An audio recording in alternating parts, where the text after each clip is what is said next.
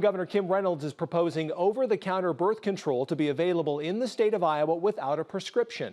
The bill authorizes the state medical director to establish a standing order allowing pharmacists to distribute self-administered hormonal contraceptives without a prescription. The order would cover several types of birth control, but would not include drugs intended to induce abortion.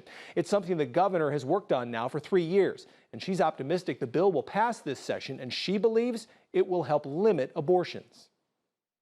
I'm pro-life. I want to just absolutely do everything I can to limit abortions, and that means giving people the opportunity to protect themselves.